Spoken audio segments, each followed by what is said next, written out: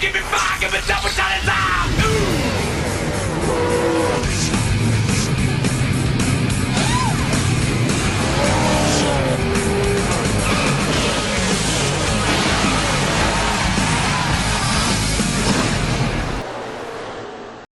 After a seemingly one-year hiatus, BOREDCAR is back with a brand new season, and it all starts here at Rockingham for the preseason clash. The first taste of what each of these 42 brand new faces to the BOREDCAR grid is able to pull off within these cars. Hello, everybody. Welcome to the broadcast on behalf of the Trash Sports crew.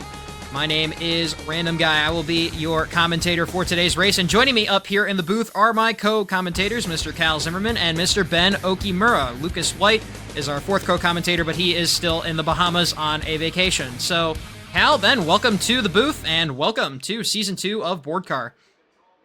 Thank you. Glad to have me. Thank you. All right, so it has been a bit of an interesting offseason, to say the least, and we obviously have a lot of storylines to go over because this is really the first test of how well our drivers are going to perform, or how well the drivers we have are going to perform. So what are you guys going to be looking for today in terms of this race? Obviously very short, little just preseason sprint to get the season underway and get the drivers ready to go. Well, considering that Rockingham, I'm expecting full chaos, even though it's a clash. Honestly, I'm just ready to get my career started as a co-commentator. Not really much of a real career. Yeah, well, we'll see. So, 42 drivers on the grid, all with varying levels of experience. These will be the drivers that we see all season long, our whole 30-race schedule. So, going to be quite interesting to see the varying levels of experience. And you have the varying levels of experience. You can see it right there in row 1 behind me. Starting on the pole for the preseason clash is Philip McCrack, driving the number 15 for his own team, McCrack Motorsports. Now, Philip McCrack, that name might sound familiar if you're in the NR2003 Sim League space, and that's because he is a tow car driver and apparently running for president or something in the midterms. I don't know. I don't keep up with politics. But a lot of veteran experience with the 15, and I'd expect him to be a front runner all season. And then starting next to him, Lee Maddox in the 40. We have no idea who this guy is or what his background is. All we know is that he drives the number 40 Reese's Chevy Monte Carlo for Retrospect Motorsports Incorporated. And it's really that story all up and down the grid. So, with this varying levels of experience, what do you guys think that'll make the race a little more chaotic, or just kind of keep things as they are? I think it'll make it a little more chaotic. Yeah, I think that's going to spice... Sorry. I'm not really eyeing up any chaos for this race. It's only 40 laps. Yeah.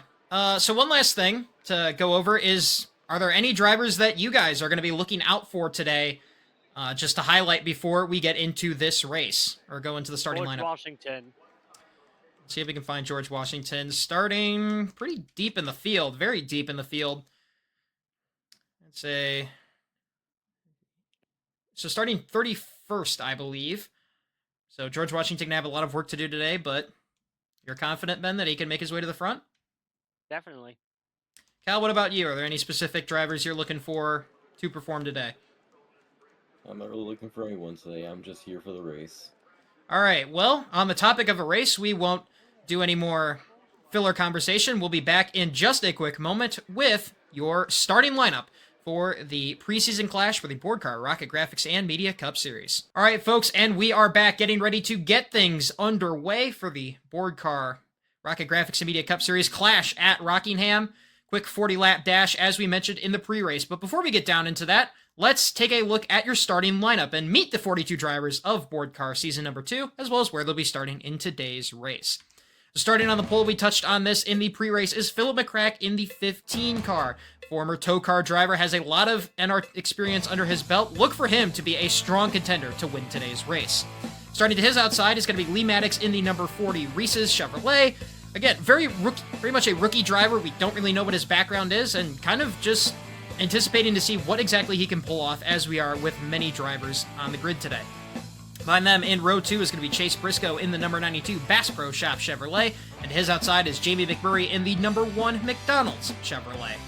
Behind them in row 3, rounding out the top 5, is going to be Sammy Males in the number 14 Jack in the Box Pontiac, one of 2 Pontiacs on the grid, and his outside Kyle Larson in the number 42 Target Chevrolet. Behind them, we have a pair of Kias, which is a very interesting addition to the manufacturer slot that we kind of just let happen. I think is the best way to say that. Wouldn't you guys agree? Yeah, that's probably the best thing I should say about that. But a couple of Kia teammates from LW Racing. This is Sienna Vale in the 11, starting 7th, and her teammate Avery Callahan on her outside in the 54 Monster Energy Kia. And rounding out your top 10 today, we have Jeremy Ticklefart in the number 51 Global X Ford, again for McCrack Motorsports, and then David Pepperback in the number 17 Napa Auto Parts Dodge.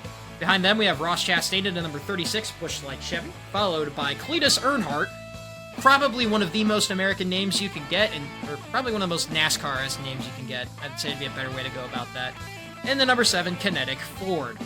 Behind them is Alex Bruddy in the 66 Culver's Dodge and Wayne Tittons in the 48 Lowe's Dodge. Behind them we have William Cunningham III in the Dr. Pepper Chevy, and behind them is Ryan Pumpledick in the Squirt Ford. Yes. Yeah. Behind them we have Adam Moore in the number 0 Hershey Chevrolet, and behind them AJ Allman digging my ass in the number 16 Celsius Ford. Certainly a name choice. I think many of the viewing audience at home would agree. That is in fact a name. Behind them is Chester Bennington in the number 22 Races Top Suicide Kia for iForgore Racing, one of three Kia teams on the grid this season. At his outside is single car entry Kyle Lejean in the number 29 Menards Ford. Behind them we have Sheldon Males in the number 94 Summit Racing Equipment and Pontiac Racing Pontiac. And then to his outside is Chuck Ago in the number 85 United Airlines Toyota. Toyota's also here. At least their body is fit for the time period. That's all I'm going to say about that. Behind them, we have Shelby Ben in the 02 Dodge, and then to her outside is going to be the number 27 of Frank Ford, who's come all the way from Frankfurt, Germany to race. Quite a good international presence in the field. That's something else to touch up on for sure. Behind them is another international driver, this one from France. This is Blue Spy in the number 20 iForgore Racing Kia. And to his outside, another international driver from New Zealand, Shane Van Gisbergen in the number 97 Red Bull Ford. Behind them, we have Walker Jones in the number 5 Cummins Rush Truck Centers Dodge, and to his outside, David Bazuki in the number 8 Roadblock Chevy. Behind them, we have Maggie Spletzer in the number 95 Burger King Chevrolet, and Owen Ben in the number 88 BTR Network Dodge. Behind them is George Washington in the number 67 Jack Daniels Kia, and to his outside is Wayne Kerr in the number 10 Shell Pennzoil Ford Taurus. That's what I was trying to avoid. After that, Avoid it, dude. that's okay. Fine, we'll say Wink. Behind them is Chihiro Fujisaki in the number 53 Netscape Toyota and Jet Callahan in the number 19 Columbia Bank Kia. That is the last of the Kias, I believe. No, there's one more. Behind them is Dennis Prunty in the number 44 Dodge, so not a Kia, and then Phil Lurseat in the number 9 Google Chevrolet. Behind them is Steve Meeks in the 24 DuPont Dodge and Chester Igiana in the number 98 Amico Toyota. Behind them, we have the 2021 STP Kia of Melissa Alazia and the 4 Coors Light Ford of Forward Backward. Then finally, rounding out your field for today's race, we have Whit Young in the number 61 Tinder Toyota and Bon Voyage, the second French driver on the grid, sporting those Air France colors on his number 6 Kia for Okimura Motorsports. So that is your starting lineup for today's event. We'll be back shortly with the cars rolling off pit road and getting ready to go here in the Clash. All right, welcome back, folks. We are getting ready. The field to roll out. One jack post, one can of fuel, one lap at a time. Keep your eyes on your job. Everything will work out just perfectly. And you hear the radio call there from Philip McCrack's crew chief as the 15 leads the field off pit road for this short little 40-lap exhibition race. I don't even believe they'll need to make pit stops, especially given that we are on 1 times fuel consumption. So you see the field pulling onto the racetrack. This is our first taste of what all these drivers are capable of. And given that the Daytona 500 is 1 week away for the actual start of the season, you guys think that we're going to see them race a little clean, or they're just going to go at it, whatever, wrecked cars be darned? I mean, this is AI that we're talking about. I think that is probably going to be more chaotic, but I'm expecting some good clean racing. Cal, anything to add? Sorry. I'm just expecting the Daytona chaos as much as you are. All right, well, we're going to see what happens. The preseason and the start of BOREDCAR Season 2 gets underway now as Philip McCrack takes the green flag for the Clash. The 40 falling back a little bit. Here comes the, what is that? The 92, Chase 92 Briscoe. Coming to second. Oh, they're wrecking in the back already! We didn't even make it to lap 1! Ryan Pumpledick is hard in the wall! Shelby Benn is in. Oh, Dennis Prunty absolutely nails the 52. Oh my goodness, huge hit for Dennis Prunty. And the caution is out early on. Shelby Benn looks like is okay. Ryan Pumpledick has destroyed his race car. Dennis Prunty's is all messed up on the front end. He is going to need his friendly Dodge dealer to get that one sorted out. Blue Spy was caught up in it. We didn't even make it past lap 1. Shelby Benn is going in the grass. And that is 2 cars out of it. I guess a bit of a reprieve for Lee Maddox as he lost 3 spots in just that lap alone. Those spots being to Sammy Males, Chase Briscoe, and Philip McCrack. So, with the caution coming out, I don't think anybody's going to come down pit road because it is lap 2. So, let's take a moment here and go back and see how exactly all of that transpired. Alright, folks, so welcome back. We are here in the replay console presented by Armory Digital Racing Designs, the same people that made our ticker, because we here at Trash Sports are too broke to actually make our own. So, this is the aerial view we have here, the 52 of Ryan Pumpledick, who gets absolutely pumpled, if that's a word, really. But I think the chaos actually kind of starts a little ways back here. You can see Shelby Benn, Sheldon Males, and Chuck Aggo are all 3 wide in 1 and 2. 3 wide, couple rows deep here. You can see SVG's trying to force something up the middle. Looks like Pumpledick kind of goes up the racetrack. Oh, it's right here as they're going to go 4 wide. Pumpledick is coming down. Kyle Lejean is in his lane. Shelby Benn's on the bottom. She's fine. Sheldon Males here, though, is going to force the issue, and you can see Pumpledick kind of comes down on Kyle Lejean. Then Lejean, obviously moving down the racetrack, pressured by the 52. Sheldon Males doesn't get out of the gas fully, and that's where the collision starts, is right there between the 52, 29, and the 94. Shelby Benn's going to get turned off the 29 as he slides down the racetrack. Sheldon Males hits Blue Spy in the 20 there pretty good. And then at this point, Shelby Benn just kind of helps the 52 down to the inside wall. Kyle Lejean up in the fence there. Looks like maybe Chuck Aggo took a hit. But glancing blow for the 52. Look at that. That was a big hit there. And then Shelby Benn goes spinning. Blue Spy kind of hits the wall again, but dodges the 52, which I think is the big thing. And we're going to see why here when Dennis Prunty... Ooh. Just absolutely gets collected. Prunty gets spun off a wanker. That's how he ends up backwards. And massive hits there for 44 and the 52. We're just seeing Pumpledick's rear slamming into the wall again. Yeah, hold on. We probably Fox Sports that. But yeah, Pumpledick just gets hammered. You can see, yeah, hits the wall again in the spin. He gets airborne on 2 wheels, actually. So, big smash for the 52. Let's go back. What do you guys say we ride on board with the 52 of Ryan Pumpledick here? See, saw it how he saw it. Definitely. So here is our onboard camera, the Squirt onboard camera with Ryan Pumpledick. You can see Lejean in the mirror, and how that gets started, gets turned there. He hits the wall once, and then Dennis Prunty with nowhere to go. Oh! Let's just say you weren't going to get that kind of G-force pull at the Tilt-A-Whirl anytime soon. As, nothing hard to sleep damage. See Shelby Benn going into pit road. We'll go back one more time and take a look at this from Dennis Prunty's view. He might actually have one of the better seats for actually viewing this wreck because he pretty much came right into it as it was going on. So here now is the Dodge onboard camera from Dennis Prunty in the 44 machine. You see the wreck up ahead, Blue Spy swerving. Pumpledick hammers the wall. And then, oh, nowhere to go. Yeah, nowhere to go. Gets involved in it. Unfortunate for the number 44. I do think Pumpledick got the worst of that incident, though, just looking at the impact from... Definitely. Yeah, that might be a driver injury, guys, honestly, because he got a couple good hits in there. Pumpledick's definitely going to need a bit of like a neck readjustment after that. I agree. We'll have to see what the BOREDCAR medical commissioner says, as Ryan Pumpledick likely being rushed off to the infield care center for further treatment, as this concludes our first look into the Armory Digital Replay console as to what happened there. Big wreck for Ryan Pumpledick, though. His day is done. Dennis Prunty's is done.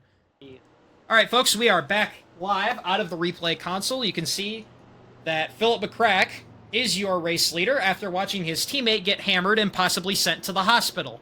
As Dennis Prunty and Ryan Pumpledick will be out of it, it does appear that Shelby Benn is back on the racetrack and continuing with minor damage. Still no word. I believe Blue Spy kept his position.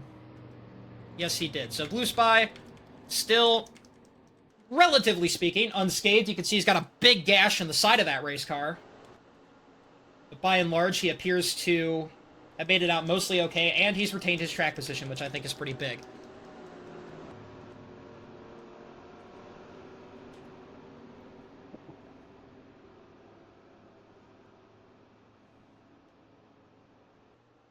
Because again, this is just a 40-lap stint, so unlikely to see anybody coming to pit road, especially this early on in the race. NASCAR fan this year. Lucas White. I'm glad to see you got back from your vacation in the Bahamas a little earlier than expected. Should be able to speak. So, Lucas... Alright, so welcome to the booth. I don't know if you were here for the Ryan Pumpledick incident, but if you were, do you have any comments on that? What? He was not here for the Ryan Pumpledick incident. I was not ready for Well, that. he'll have to check that out just like you guys all can for the race replay available on the BOREDCAR/Trash Sports YouTube channel. You can also catch highlights and commentator segments on Trash Sports Plus for the low, low price of $99.99 a month. All you get is BOREDCAR on Trash Sports Plus. Well, I don't know. Maybe we'll get some other Roblox sports going, but We'll get for now it's Revline just in BOREDCAR. there. Yeah, we'll get Revline on Trash Sports Plus. And IDK. And IDK. I agree. Sounds pretty good. Yes. It's a stacked lineup. Lucas White has been scared off by the fact that we are, quote-unquote, monetizing Trash Sports. We're not actually monetizing Trash Sports. So, hopefully, we'll get a restart here soon, as the Pontiac pace car will go lights off. So we are going to get ready to get things underway. We still have 40 cars in the running of this race. Ryan Pumpledick with an accident, potentially an injury, and may miss the season opener. Again, that will come down to our medical coordinator's decision after reviewing the incident. And then Dennis Prunty in the 44 out as well. Shelby Benn, though, was able to stay in the race. Same with Blue Spy. Albeit Spy, I think, took a bit of a bigger hit and might be a little slow on this restart. We'll see. Are we not going to go double file? It's the Winston-style lineup, so only lap yeah, cars go to the I inside. forgot about that. I forgot that Winston and single file. Top 5, though, mainly Chevy-dominated, really GM-dominated. 4 out of the top 5 runners right now are GM brand cars. 3 Chevys, 1 Pontiac, and then the lone Ford Taurus of Philip McCrack, the number 15 BlackRock car, leading this field as the Pontiac pace car will peel off onto pit road once again. And we'll go back down for a restart. Green flag back in the air here for the clash. 15 and 92 got pretty even jumps there. Phil McCrack still leads in turn 1. Goes up, watched up just a tiny bit. Side by side in No back. trying to chase. I think Cletus Earnhardt got flushed out. Here comes Lee Maddox to the inside of Sammy Males. They're going to go 3 wide behind them. Sienna Vale dives in and up the inside for LW Racing, trying to have a good preseason performance here. And they're still going to be 3 wide off. Turn 1. It looks like Sammy Males Ortiz will gonna wash up get the out of it. racetrack. And he will start falling backwards. Side by side still behind them. Everybody much more orderly, though. Probably because they just watched one of their fellow drivers, you know, get a free couple weeks vacation. Damn shame we'll be missing Right now it's Daytona, been probably. 15 and 92 the entire time. Again, we do That's wish moving really fast. the best for Ryan Pumpledick and hope that he will make the Daytona 500 like everybody else, but it is very possible that McCrack Motorsports will have to dip into its reserve driver pool, however big that is. I mean, they are a tow car operation, so I imagine they got quite a few lined up. Yeah. As the frontrunners have really spread out. Philip McCrack has a very fast race car, and he has opened up a huge gap on Chase Briscoe. Lee Maddox still in the process of trying to run down that 92. Sienna Vale comfortably in 4th, and now Ross Chastain moves into the top 5, with McCrack's teammate Jeremy Ticklefart moving into the 6th position. Side by side for 7th. I know what I'm doing with the camera, trust. Side by side for 7th, that's between, or was between Alex Prime Ganassi teammates of Jamie McMurray and Kyle Larson, but McMurray going way up the racetrack there. As might have a battle for 2nd on her hands. As we'll go on board with Lee Maddox See, right on the back bumper of Chase Briscoe. Needs to make a quick pass here as we are already a quarter of the way through this race.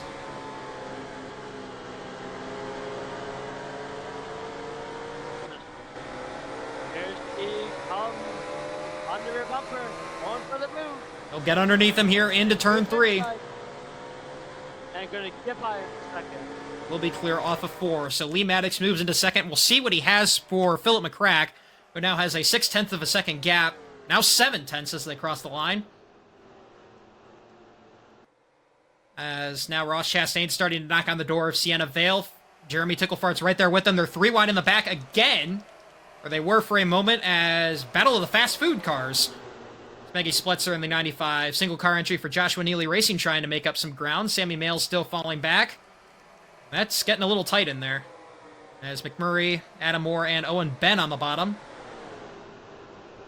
McMurray falling back. Jamie McMurray is dropping like a rock. There are not many more cars behind him that he still has to pass, as Owen Ben will get clear. That 3 wide issue sorts itself out for now. Getting back to the front, Avery Callahan racing Kyle Larson there. Still single file at the front. Lee Maddox has closed the gap a little bit. Now down to, give or take, 6/10 of a second. Still McCrack with a good lead. Bill McCrack just had a really good engine under that car and a really fast setup under that to just pull away from the gap for the field. Sorry, 1/100th gain that time. Yeah. A gain is a gain at the end of the day, as the front runners content with their lot so far. It looks like Cletus Earnhardt, though, might be trying something here on the 51 of Ticklefart. He thought about it as you see Sienna Vale getting up out of the groove. Avery Callahan trying to pressure the 7 from behind. You see this 7 car meant to be a bit of a Greg Biffle tribute, just because I felt like that was something Cletus would do IRL. And I think the car looks nice anyway, so. As they're battling behind Chester Bennington, trying to get past William Cunningham III for a top 10 spot. And he will clear Shane Van Gisbergen trying to get past the 70 car as well. Up in front, Phil McCrack appears to be extending his gap to Maddox. This field has really calmed down after that lap 1 incident, at least for now. Cletus going to try the move on the inside of Ticklefart. He will get there and going to be all over the back bumper of Ross Chastain. DGM Racing teammates of Chase Briscoe and Ross Chastain fighting each other for the 4th spot. And Cletus has inserted himself into the picture here. Looks like a lot of people are slipping past Ticklefart right now. Yeah, Ticklefart not quite keeping a good line to play defensive. It looks like he... inside of Chastain. Cletus is going to get there. Jeremy Ticklefart did find the bottom, covers off Avery Callahan, and will now try to get underneath the 36 as well to pick up another spot. Which he will. You can see Ticklefart moving up into the 6th position, now tailing Cletus Earnhardt, who passed him earlier on as we approach the halfway point of this race. Chester Bennington, in the 22 right there, currently holds the last top 10 spot. Looking to try and pass Avery Callahan, while Shane Van Gisbergen and William Cunningham III trying to challenge to take the 10th place from him. So Kyle Larson getting under the 36, so Chastain's starting to fall back a little bit. Chase Briscoe has now dropped down to 4th and may lose the 4th position as Cletus Earnhardt continues to put pressure on him.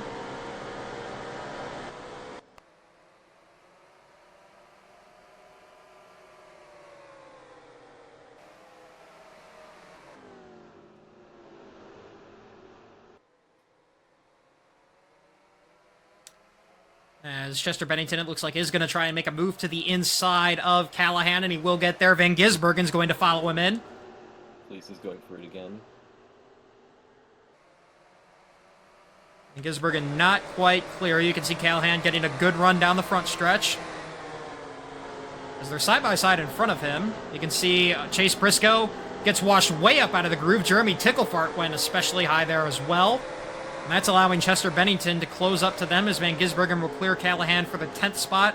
Bennington will manage to get around Briscoe as well. That should be for 8th, if I'm not mistaken. Or sorry, that was for... Yeah, that was for 8th. Chester Bennington making moves late in the going. I doubt it's going to be enough, though, to catch Philip McCrack. As Lee Maddox has been closing the gap just ever so slightly, he's the only one that really poses any sort of threat. Sienna Vale kind of in no man's land right now. Cletus Earnhardt much the same, as Ross Chastain trying to get under Kyle Larson and take 5th. But remember, there can always be a caution, no matter what. There most definitely can. Maybe not as, hopefully, not as visceral as the lap 1 crash, but certainly not a possibility.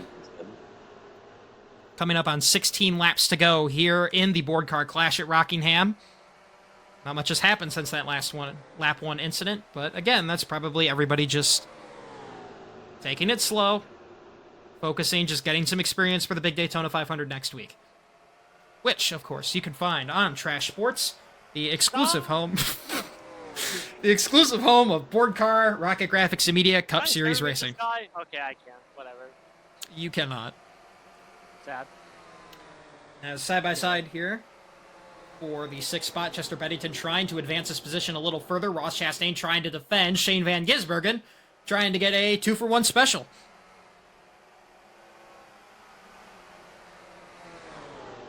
Looks like Bennington will clear the 36. Van Gisbergen going to follow in his footsteps. Out in front. Shane might have had a little gap there. I'm not sure if he'll go for it.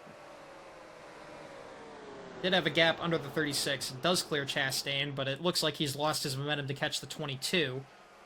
As now Cunningham getting past Avery Callahan. That will put him back inside the top 10.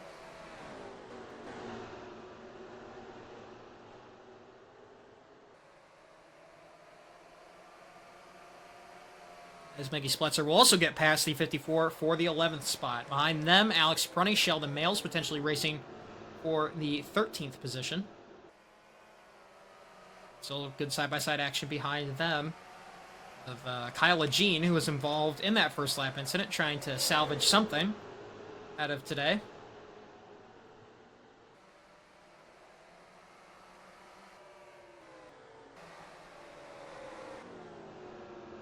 Across the line now with 12 laps to go.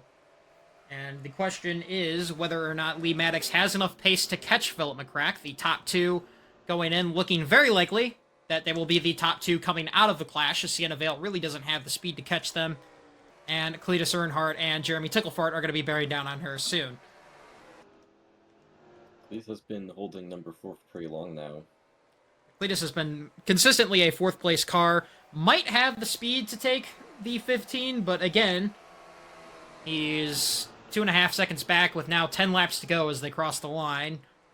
Philip McCrack looking to dominate the entire 40-lap stretch here for the Board Car Rocket Graphics and Media Cup Series clash at Rockingham. Lee Maddox going to try a bit of a different lane, see if that works. As battle behind them for 4th, Jeremy Ticklefart getting underneath Earnhardt. Not quite going to clear. Cletus will hold it on the outside, but that's not going to get him anywhere.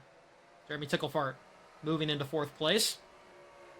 We'll put the 2 remaining McCrack Motorsports cars that are still running inside the top 5. Surely a result that Team Owner Pulse would greatly enjoy.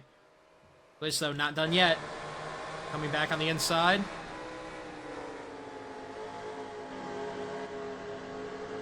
The side-by-side still off of 4. And Cletus will not get it yet, still side by side. Cletus does get ahead, though, and he will have the inside lane into turn 1. And Cletus is 5. And Cletus will get by him for the race lead. Chester Bennington trying now to defend his 7th place from Ross Chastain. Shane Van Gisbergen has managed to get past that 22 car.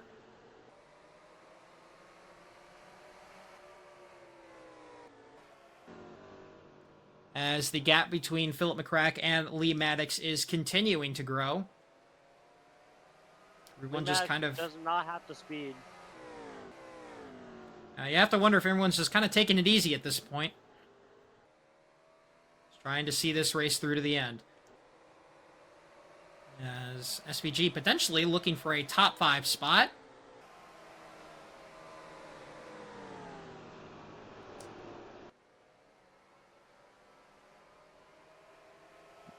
Though what I do find intriguing is on the restart on lap, I believe 5 or 6, we said that it was a GM domination in the top 5, with 4 of the 5 cars being GMs. That has now shifted over to the Fords handily, with 3 of the 5 top 5 contenders being Fords. You can see, obviously, Philip McCrack, Cletus Earnhardt, and Jeremy Ticklefart. And you also have Shane Van Gisbergen bearing down on them, and Shane Van Gisbergen bearing down in 6th. So, really strong day for the Fords at the end of it all, as we have just 5 laps now coming to 4 to go here for the Clash at Rockingham. For a rookie driver, I will say Max has been holding that spot for a while. Yeah, Lee Maddox has certainly put up a performance that is going to make him a name to be concerned about in the garage, especially given the fact that we will come back here to Rockingham very late in the season, and that will be an actual points-paying race. So definitely going to take home some good notes today for later on in the season, and I think is going to give Lee Maddox a certain presence about him, I would say, going into the Daytona 500, which is obviously something you want to have. You want to have a good bit of enthusiasm. A little bit for me. Yeah. Make sure that people really respect you. But coming to 2 laps to go, Philip McCrack showing that if you really want to garner people's respect, you can't just talk about it with, maybe decent-ish finishes. You have to go out and you have to win. And you don't just have to win. You have to get out the belt and just whip everybody's butt by leading all of the laps. And it seems like Philip McCrack is going to do just that. Lap and a half to go. He's got almost 0.8 of a second between him and Lee Maddox. That's plenty of room. And it's a country mile between 2nd place Lee Maddox and 3rd place Sienna Vale at this point. As we'll come down, we'll take the white flag in the clash. Philip McCrack has led from flag to flag. The potential demise of his teammate Ryan Pumpledick has not fazed him one bit. And as he comes down the backstretch, he will remain uncontested 0.8 clear of 2nd place Lee Maddox. And off turn number 4, Philip McCrack will win the clash here at Rockingham. Boring ass race, but It's a preseason thing. What do you expect? So Philip McCrack with a crushing... I'll tell you what. Sorry, what was that?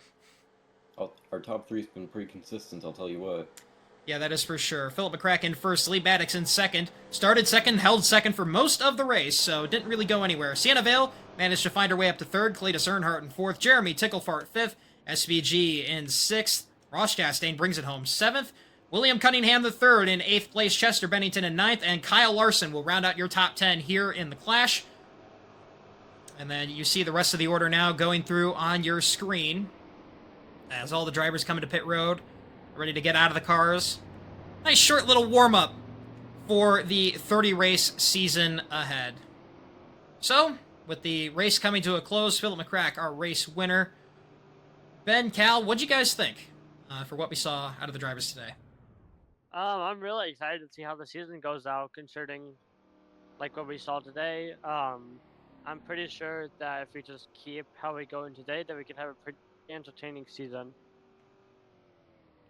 I don't really have much to say. I mean, this race was kind of just my first look into the structure of a NASCAR race, because I've never really watched one full. So this gave some pretty good reference for me. All right, well, that is going to do it for us here on Trash Sports for the RGM Clash at Rockingham Speedway. Stay tuned for our next broadcast, which will be the big one, the Great American Race, the Daytona 500. That will probably be must-see TV, or it'll just be 2-car freight trains. We can't guarantee which one it'll be, so the only way to find out is to tune in. But on behalf of the Trash Sports broadcasting crew, myself, Ben Okimura, and Cal Zimmerman, and Lucas White, who was sort of here, we will see you all in the next one.